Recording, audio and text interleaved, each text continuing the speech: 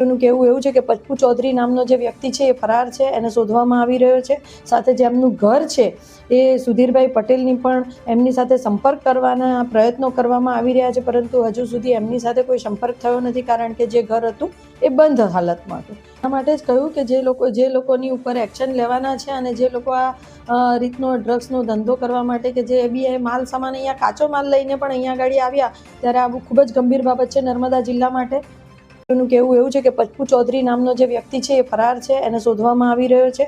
સાથે જે એમનું ઘર છે એ સુધીરભાઈ પટેલની પણ એમની સાથે સંપર્ક કરવાના પ્રયત્નો કરવામાં આવી રહ્યા છે, પરંતુ હજુ સુધી એમની સાથે કોઈ સંપર્ક થયો નથી, કારણ કે જે ઘર હતું એ બંધ હાલતમાં હતું. આ માટે જ કહ્યું કે જે લોકોની ઉપર એક્શન લેવાના છે અને જે લોકો આ રીતનો ડ્રગ્સનો ધંધો કરવા માટે કે જે બી માલ સામાન અહીંયા કાચો માલ લઈને પણ અહીંયા આગળ આવ્યા, ત્યારે આ ખૂબ જ ગંભીર બાબત છે નર્મદા જિલ્લા માટે.